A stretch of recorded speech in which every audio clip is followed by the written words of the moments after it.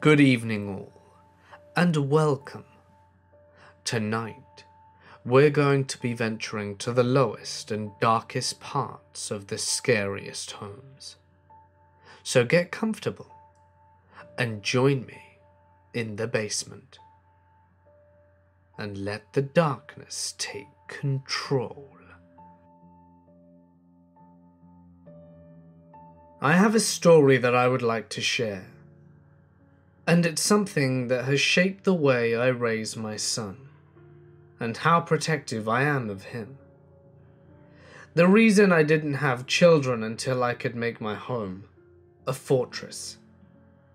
It's a story that changed the way my own mother parented my sister and I, and something I'm thankful for every day that didn't go further than it did.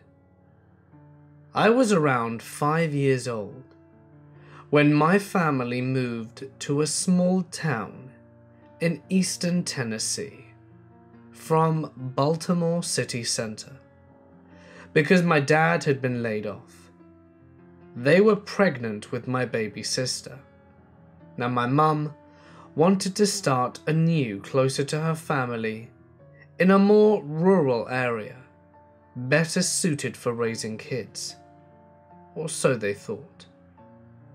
My mum's sister, my uncle, my teenaged cousin, and her parents all lived in the same neighborhood. And this house on a cul-de-sac had just went up for rent. My grandparents agreed to rent it for my parents until my dad could get a job and make money. It was a quiet neighborhood with a big yard in the back, but a very steep hill in the front. We had large steps that led up to the front door from the gravel driveway below and a covered porch. Beneath those steps was a little storage area that the porch hung over, and a door to a small basement that only spanned about the living room which sat atop. When I Google Maps the house now, it is completely closed, but 30 years ago, it was only closed in, right under the steps, and obviously in the basement. A couple of years passed, and nothing significant happened. My baby sister was getting ready to turn 2, and I was 7. My dad had obtained a decent job as a warehouse manager at the paper company, and worked during the day while my mum stayed home.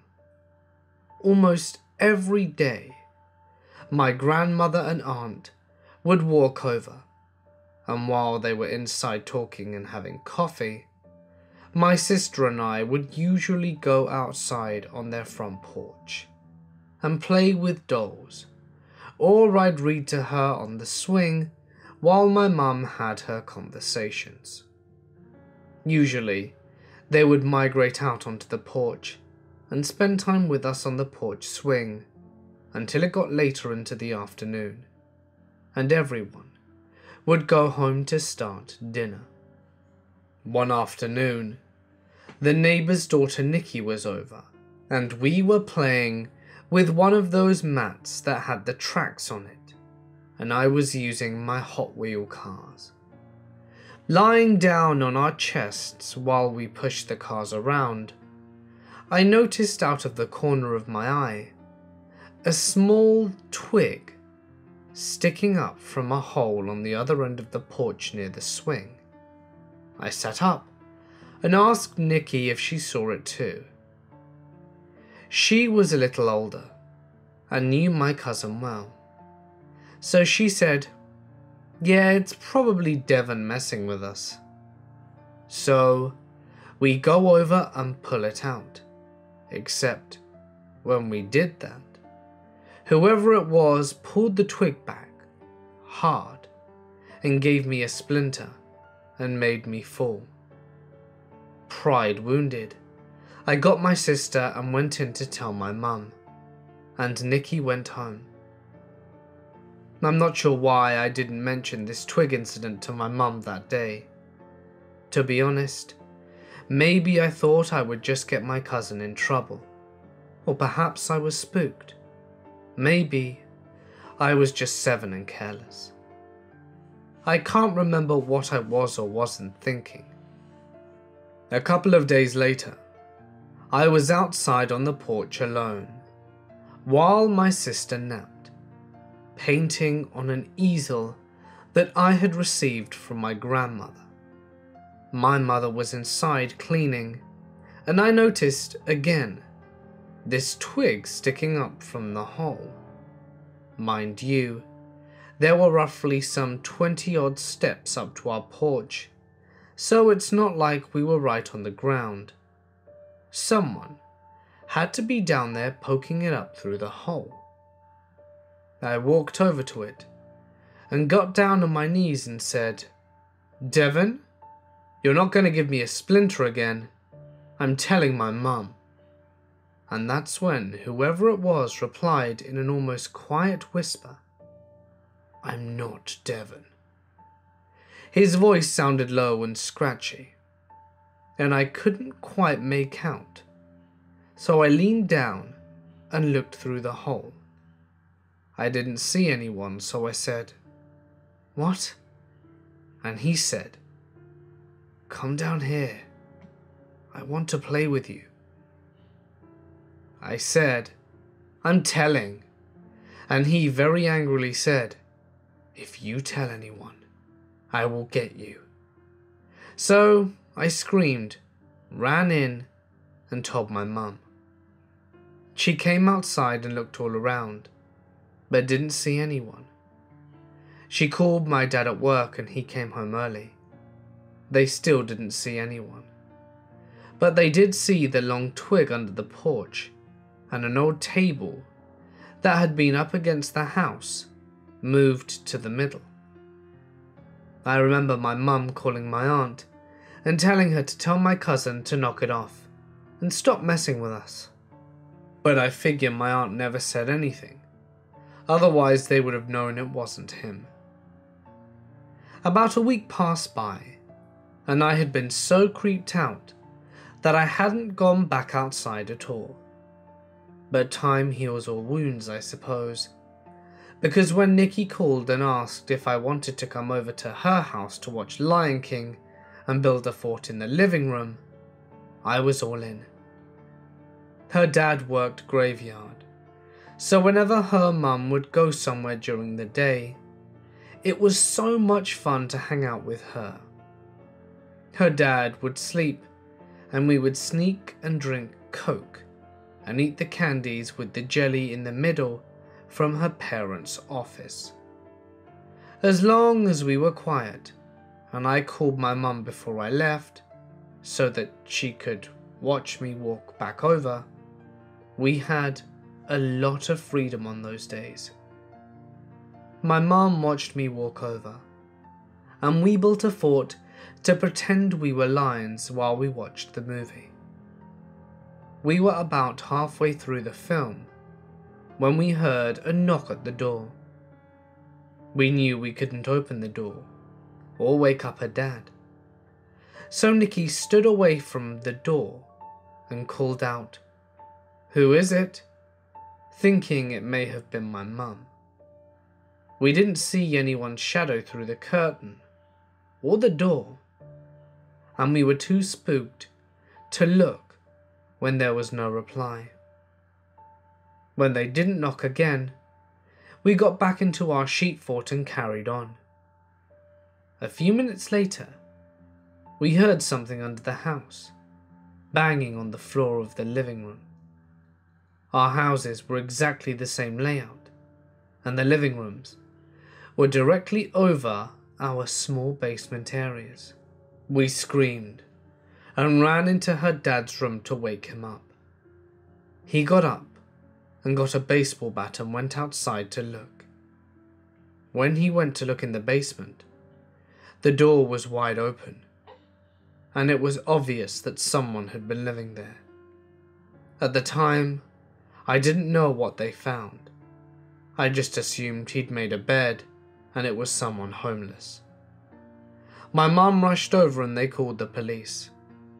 The cops took a statement from the previous week, and, as kids, we were kept out of the mix. There were whispers, and we ended up moving to what is still my parents' current home a couple of months later. Nikki's family left that day and never stayed in their house again. It must have really screwed with them all, because I ended up hearing that they divorced, and Nikki was arrested in early adulthood for something pretty terrible. A few years ago at a family reunion, the story came up, and my parents told my sister, who didn't remember a thing because she was too young, and myself, what happened when they opened the basement. There were thousands of child porn pictures scattered everywhere, and photos of us three girls playing on the porch and riding bikes, photos of other kids at the park, etc. They ended up finding him and arresting him a few blocks away from our house that week. He was convicted of numerous sex crimes, including the rape of an 11-year-old girl in a neighboring city. This happened when I was about 13. One weekend, my parents were out of town for work, so I was staying with my friend who lived across the street. Every morning I would wake up and go to let the dogs out, feed them, and clean the litter box. Then my friend and I would go play for the rest of the day, sporadically checking on the house. One morning, my friend and I woke up very early, still dark out, and look across the street at my house. Our electric garage door kept opening and closing all by itself, constantly. Then one of my dogs runs out of the garage. I ran out and grabbed the dog. Then we watched the house for about 5 minutes before we decided to walk across the street to check in on it. Thinking it was a glitch, we walk into the garage where I push the button and it stops. Now, to explain my house, you walk into an entryway and then the house is split level and you can go up or down stairs. We walk up, flipping on lights and looking around, and there's nothing. Then we begin to go downstairs. As I flip on the stair light, which is a dimmer switch, we see a shadow on the wall quickly move away from the bathroom of the staircase towards the other side of the basement. My friend and I freak out and run out the back door to my friend's house, where we wake her parents, who call the cops. They come and search the house. Nothing inside, however, but they do find footprints in the snow that all come over the back deck, which wasn't shoveled, and the back door unlocked. Nothing was missing as far as we could tell, so I couldn't imagine what he wanted. I didn't step foot into the house again until my parents came home, and even then, I basically had to be bribed. Not to mention my room was down in the basement, and I slept in my parents' room for 2 weeks after that. A teenager sleeping in their parents' room for 2 weeks? Not even ashamed. When I first moved in with my husband, we lived in his mother's basement. For some background, it was a later modelled Victorian home that was built in the early 1900s, sometime before the war and the Great Depression. It was a 3-story house and had many rooms, 5 bedrooms, 2.5 bathrooms, a master bedroom and bathroom, and a very large main floor, with a living, family, and dining room. Unfortunately, the address of the house has changed a few times during the century, so finding accurate history is impossible. What I do know is that it was a street away from Ted Bundy's murders. And another note, his mother loved collecting old porcelain dolls.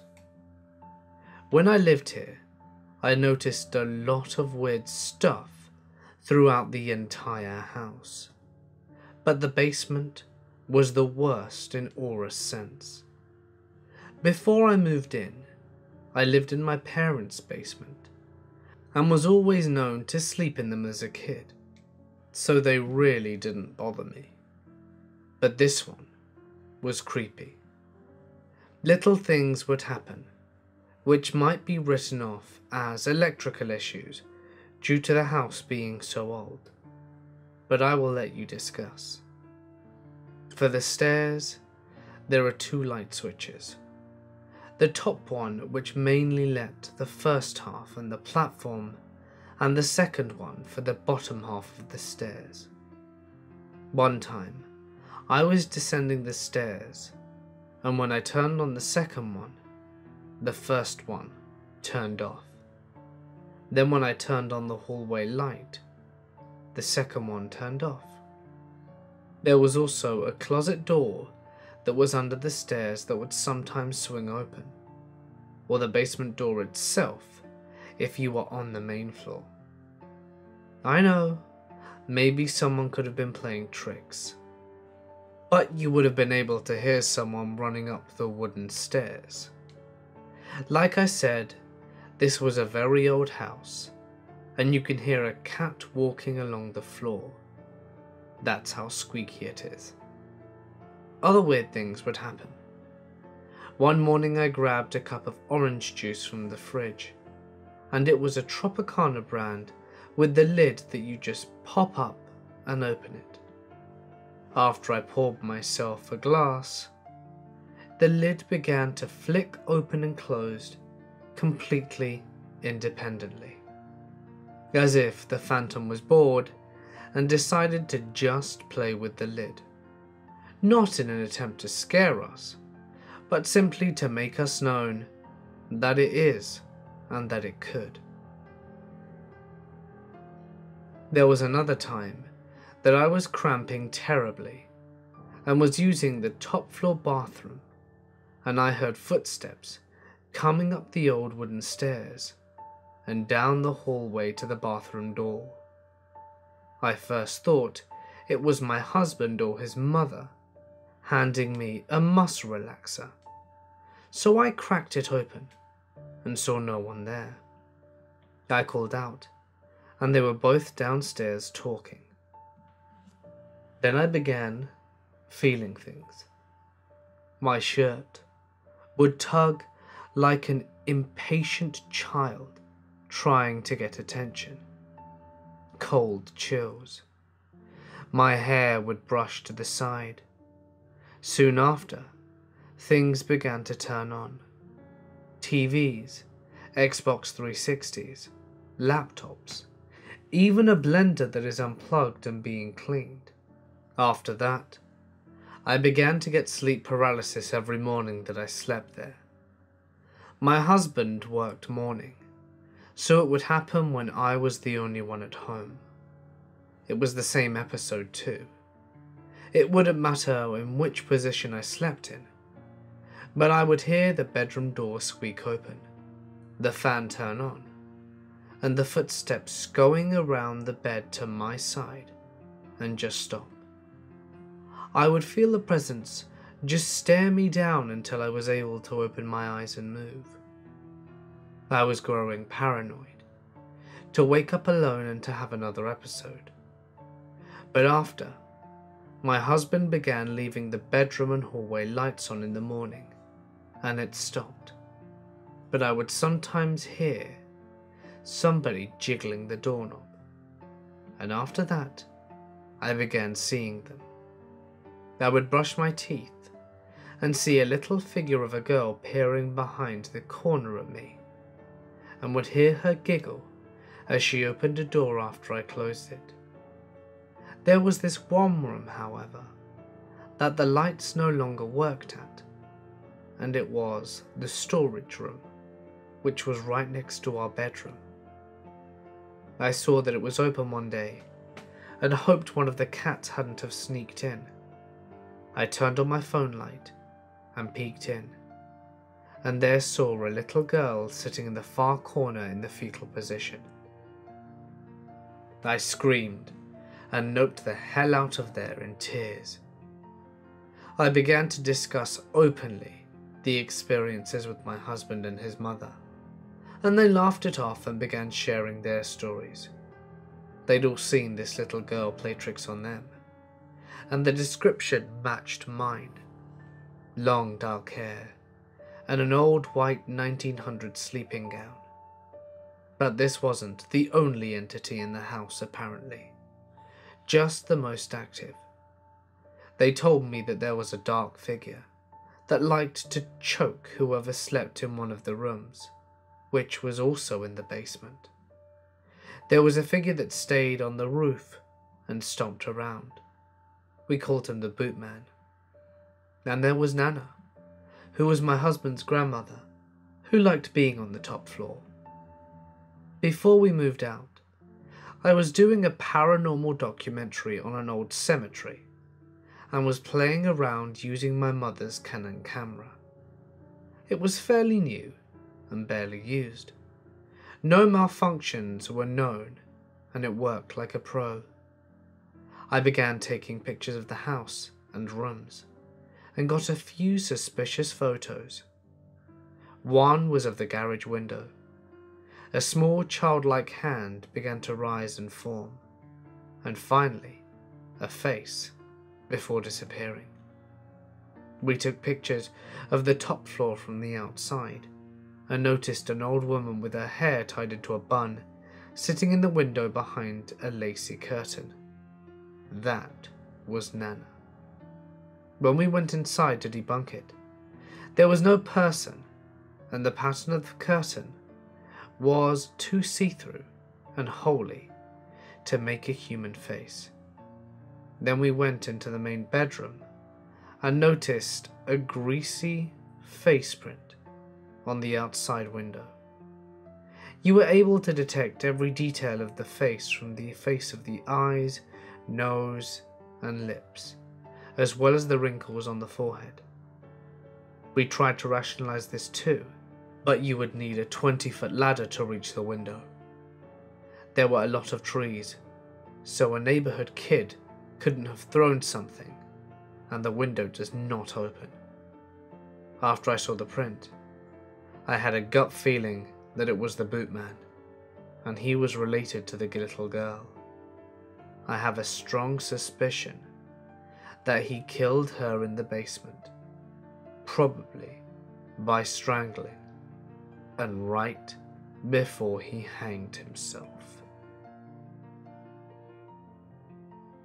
Since I can remember, I have been sensitive to different energies and paranormal activities, but within the last year, my abilities and experiences have increased.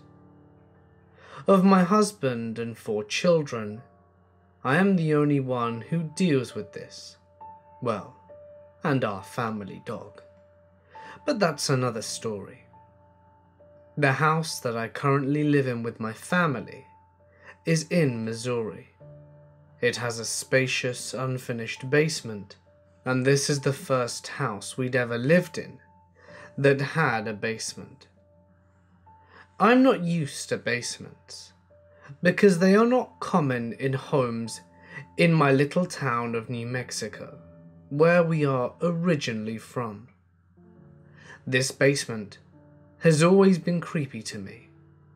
No one really likes going down there by themselves. The fact that it is unfinished adds to the creepy factor. The floors are mainly tile, and not the fancy tile either. It reminds me of the flooring in a grocery store, or perhaps a gas station. There is furniture further down there and a TV, along with belongings that we are storing. But other than that, there aren't many decorations.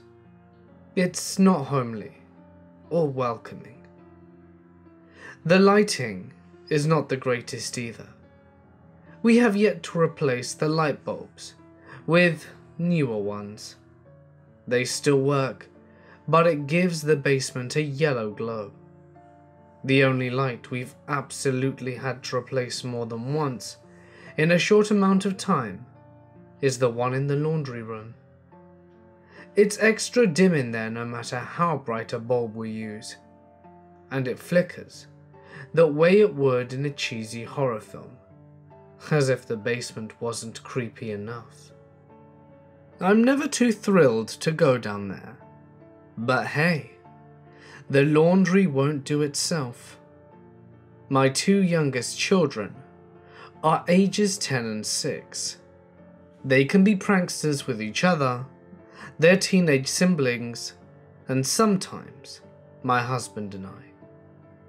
Often before we would enter a room, let's say the living room, they scurry off and find a hiding spot, say behind the couch, and would play along acting as if we didn't see them or hear them trying to contain the urge to giggle, saying, where's Devon? I could have sworn I just heard him. Where could he be? And he or both of them would pop out laughing. I've done this in the basement a time or two, while we were down there clearing out boxes and items in preparation of finishing the space. I was taking the clothes out of the dryer and began putting the newly washed clothes in. From the corner of my eye, I saw what looked like one of my younger children playfully leap off the last step of the staircase and hurry down into the corner of our open area of the basement. It happened so fast, but it was clear enough to make me believe that one of my kids was up to their games. I wasn't necessarily in a playful mood, and I just felt a little ODD. Even though I saw him, I yelled, "Well, here, come help me with this." It was real enough for me to call out to him, and I received no response. I heard no slight movement as I usually do, when he's adjusting into his hiding spot. I didn't hear him desperately try to contain his laughter, and as a matter of fact, I didn't hear anything at all. It's quite difficult even for a child to try and sneak down those stairs without making even a creaking sound, and yet I heard no approaching footsteps down the stairs. And when I mentioned he leapt off the last step and scurried around the corner, I heard no footsteps. I didn't want to look around the corner, so instead I rushed upstairs with my laundry basket to find every member of my immediate family upstairs in the kitchen. Since then, I will not go down to the basement by myself. My husband accompanies me to do our laundry, or he'll do it himself. I haven't told any of my children about what I'm certain I saw. I don't want to freak them out as well. If that wasn't my kid, then what the hell was in my basement? My basement is about medium-sized. The front has a mini fridge, my brother's computer, our TV and PS4. All the good stuff. The back is my dad's workshop, the boiler room, the downstairs bathroom, and all of the laundry and storage. So naturally, we spend an abundance of time down there playing video games or building with Legos. The issue is that the basement just feels off. I think I really started getting this nagging scared feeling when I was 10, when I went to bed. I was often the last one out of the basement, so I'd turn off all the lights. You know the whole spiel about rushing up the stairs so the ghost can't grab you? I did that a lot. Usually I'd find it fun, and then, for no reason, the affair became goddamn terrifying. Every single person that left the basement for the night brought me closer and closer to straight-out cold terror. I couldn't tell why. I could even be down there with my entire family and still feel this eerie strangeness.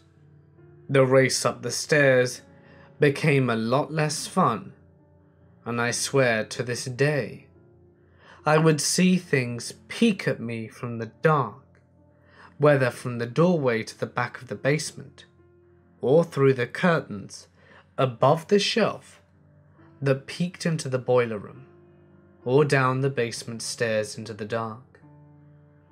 I'd see eyes, or outlines of figures that scared the piss out of me, and even as a kid, I wasn't even that scared. Scary stuff like zombie movies, Halloween, and all that crap that terrifies you as a kid just intrigued and fascinated me. Fast forward 2 years. The neighbors around this time are having some family troubles. Lots of yelling, running through the house, and escaping into the alley. Typical suburban family drama. At night, you'd often hear something or someone rush up the stairs.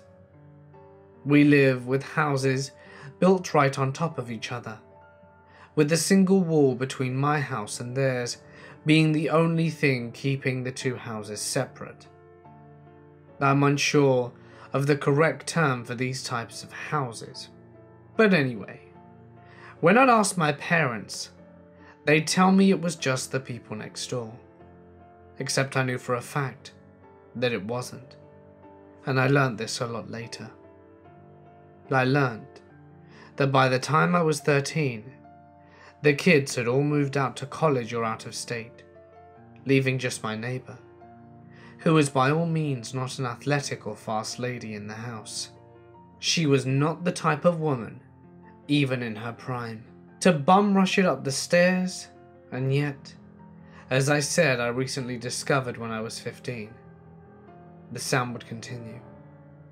It would happen at really odd periods during the night, usually 3 to 4 a.m.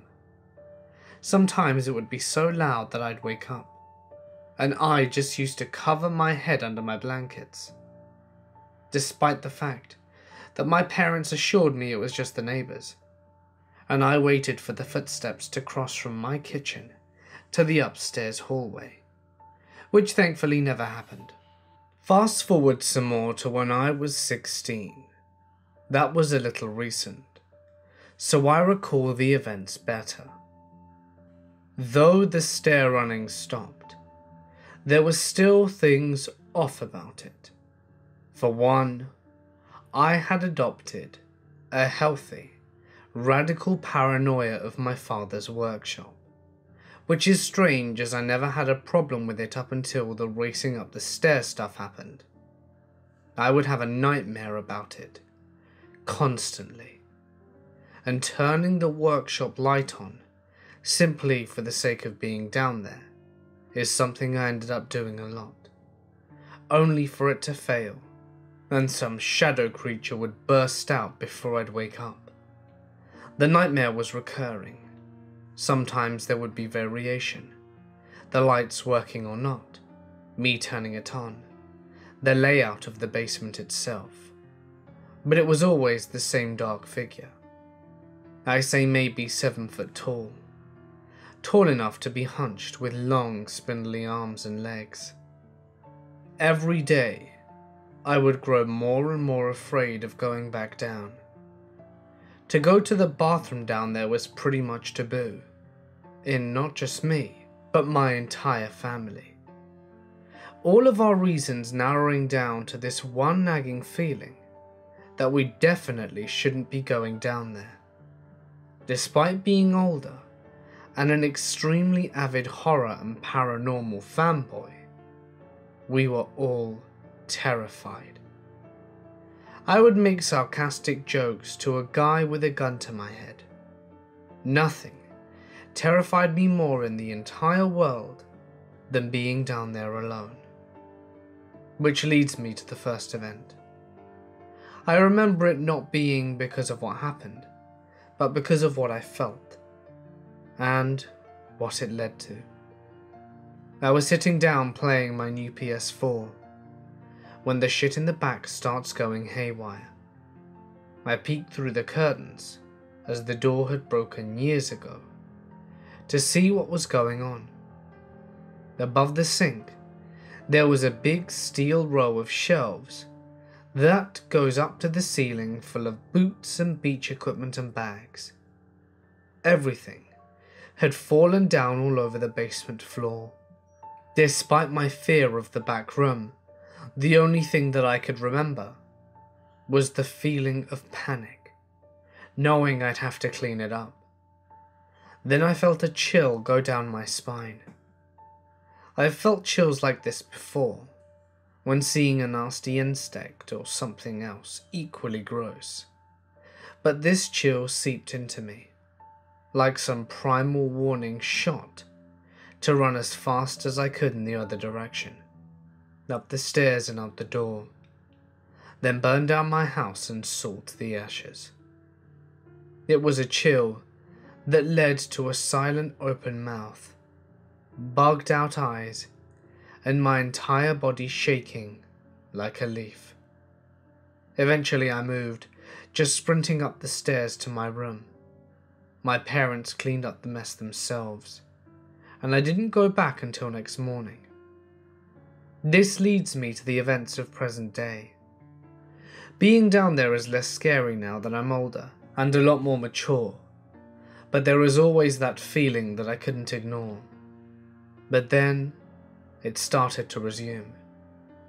In Force Minor, things happened from time to time. The sink would turn on seemingly by itself. The washer would be off after leaving the house with it clearly turned on. Things would fail for no good reason. And every time we would go back there, alone, someone would get nasty chills. As I mentioned earlier, being 17, I felt a lot more brave and mature. So again, it was a similar situation. I was downstairs playing PS4, and this is the pinnacle of the story. With my newfound bravery, and trying to rationalize my way around this fear, I suddenly heard a noise coming from the basement's back room. I paused my game to try and listen a little bit better. And then I heard it again. It sounded like a light tap, followed by a strange and ominous scraping sound on the ground. It was very light, as if whatever was doing it was trying to be sneaky. My first instinct wasn't the creepiness of the basement or some spectre in the shadows, but it was of an intruder. I wasn't sure how anyone could have gotten in without me noticing. I mean, my gaming session had been going on for quite a while, so whoever they were, they must have been in there for an awfully long time. Plucking up my courage, I ventured forth and pulled back the curtain. I didn't see anything but a lone coat hanger on the ground. I assumed that perhaps I had just not heard it when it fell to the ground, and perhaps the wind had made it drag, causing the sound I heard. I argued to myself it was a plausible explanation as any, and sort of just rolled with it. So I went back and resumed my session of gaming. Not long after, the sound resumed. This time, I was no longer spooked, more pissed off. It was still there, still audible, and it was starting to get on my nerves. I suppose it was foolish of me. I really should have just picked up the coat hanger and hung it back up. But I stupidly left it on the ground.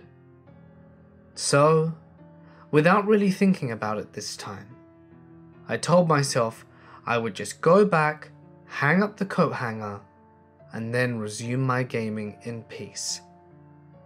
And that is exactly what I was about to do. I pushed past the curtain once more, but when I looked around the corner to grab the coat hanger, there was something there that I had not seen before. Staring back at me were two eyes. I was absolutely petrified, and I actually jumped back in fear and smacked myself against a shelf. And when I looked back, they were gone. Words can't accurately describe just how badly I shat myself in that moment.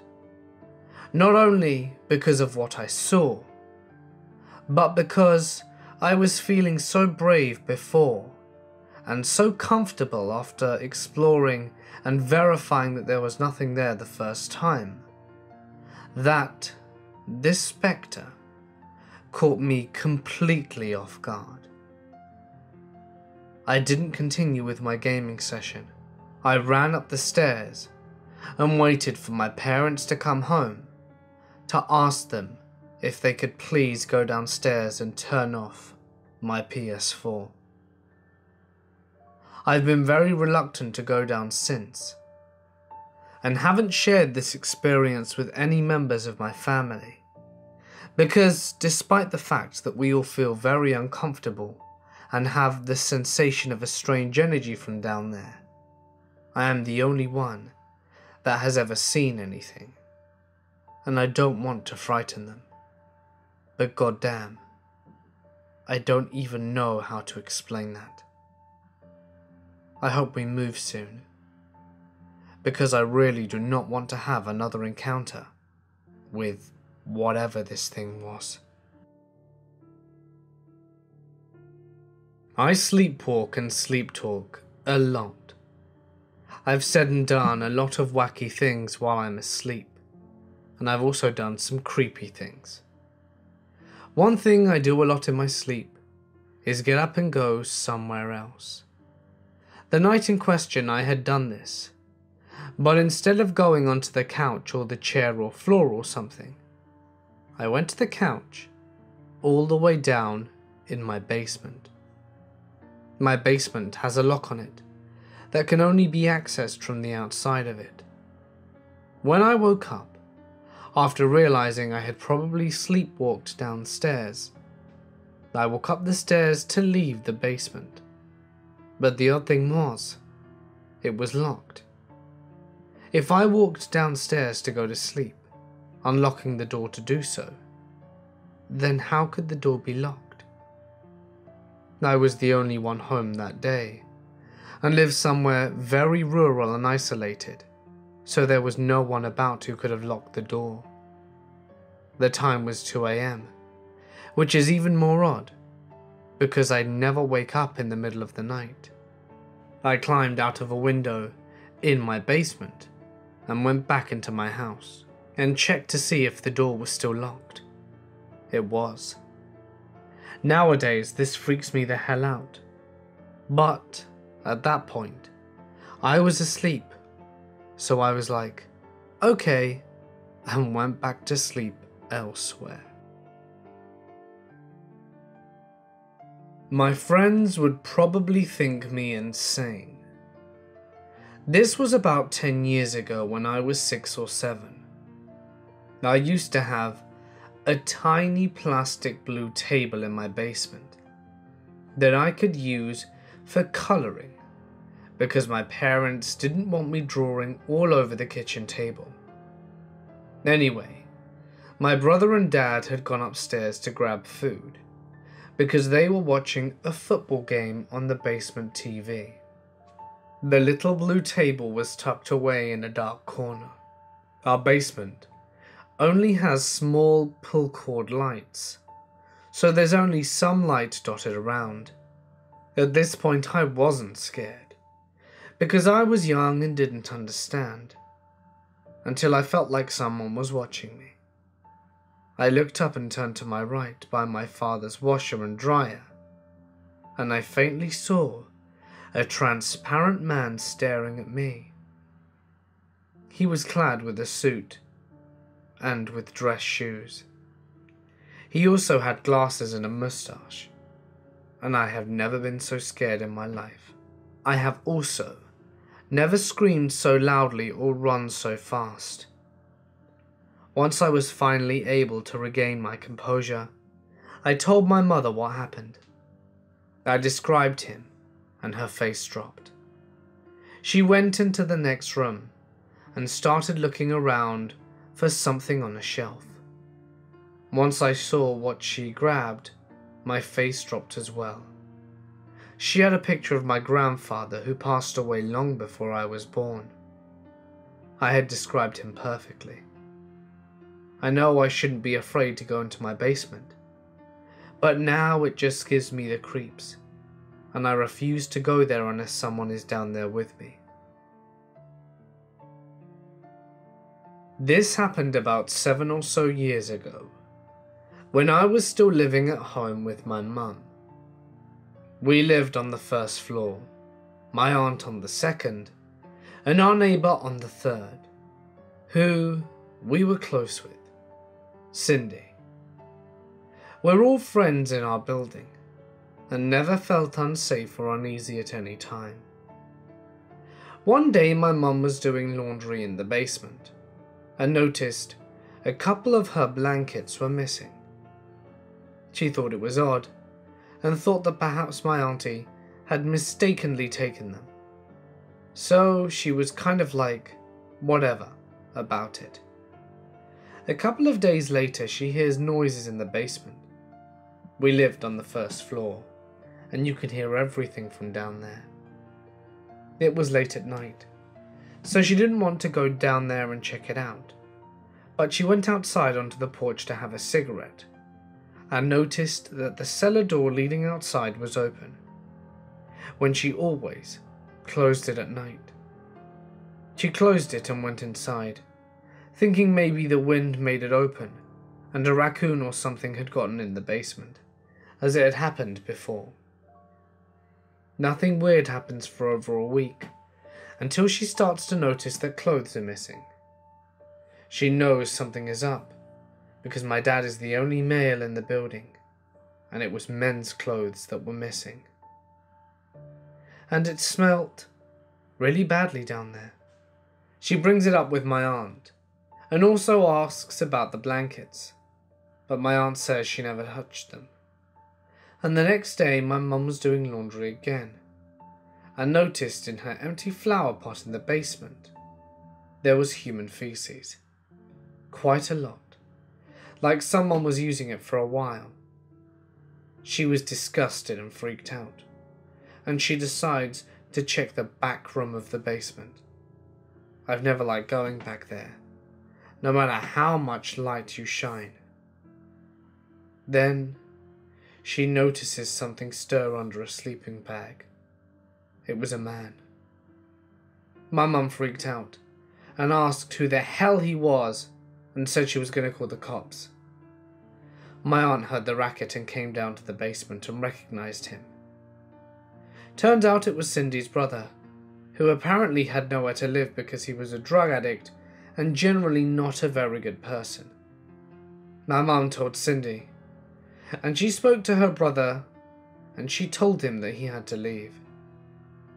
I guess he didn't bother asking Cindy if he could stay with her, knowing she'd say no. So he decided to squat in our basement for weeks. It scared me a lot, and ever since then, I hate going down alone. And I can't but draw my eyes to the back room entry wall, and my heart pounds, waiting for a person to appear. It scared me a lot, and ever since I've always hated going down there alone, and I can't help but draw my eyes to the back room entryway, my heart pounding, waiting for a person to appear. This happened roughly a year ago. I live in a pretty old house with 5 other guys in downtown Kalamazoo, a fairly small city. I live in the historic neighborhood where all the houses are pretty close together, and I share a driveway with the house next to mine, which is actually 3 apartments. It's the top apartment where a woman lived who was probably in her mid-20s. Very nice and always greeted me and my roommates when we were outside. We had never really attempted to get to know her. We were always neighborly, but never really went out of our way to get to know her any better. One summer's day, when we were all sitting on the front stoop drinking a beer and smoking a J, the neighbors from the top apartment came down with her boyfriend and their friend just to stop by and say hello, and seemed pretty friendly, shaky, and they were all pretty greasy looking from their clothes, as they were ratty, and their friend had half of his moustache shaved off. But when you live where I do, people like that are really a dime in a dozen, so we didn't think too much of it, and just wrote them off as dirty hippies. Once we're inside, we start talking about jobs. Both the neighbors and her boyfriend were in between jobs, and their friend said that he was a chemistry teacher at a community college, which seemed pretty bullshit to us, but we called him out on it. So the night goes on and the neighbors and her boyfriend leave and the friend decides to stay. We continued talking, and the friend starts to get really into me. He's a gay man, which isn't a problem at all, but I'm not gay, and I didn't really want anything to do with him. He kept touching my thigh and my legs, and making me super uncomfortable, by being very suggestive. I had music playing in my room just for background noise, and then at one point this guy goes into my room and dances by himself for an hour. When he finally leaves, I lock my door and leave the house because I felt too uncomfortable to stick around, and I go to a friend's. When I get there, my girlfriend came with me as well. I talk to one of my roommates, and he tells me that a guy just got stranger. Eventually they had to kick him out, because he kept insisting on getting a hug from one of our lady friends when she refused, so my roommate told him he had to go. The next morning at 7, my roommate was going downstairs with one of our friends that slept over. He wanted to make a sandwich, and could only find a big bread knife, as it had been a while since we'd done the dishes, and walks into the kitchen where the door to the basement is also.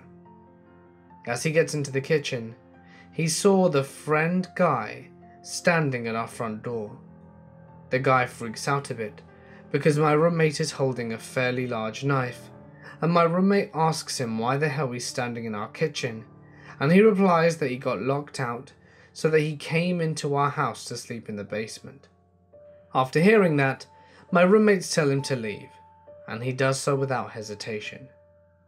We then call the cops and make a report, and a little while later, we go down to the basement, and on the floor is a message written in chalk from the guy, apologizing for sleeping in the basement, along with some creepy drawings and the phrase, "Living dead boy." The message also contained both me and my roommates, which also kind of freaked us out. He had just slept there the entire night, and none of us knew it. The cops came for info, and as that was happening, the neighbors came down from their apartments and was shocked that we called the cops. And I said something like, "Of course, we called the cops because your friend broke into our house," and said nothing more. That ended people moving out in a couple of months, and we never saw them again. My landlord also owns their apartments, and told us that when they moved out they left the place trashed, and he found a bunch of used nettles and other paraphernalia, and we were less than shocked.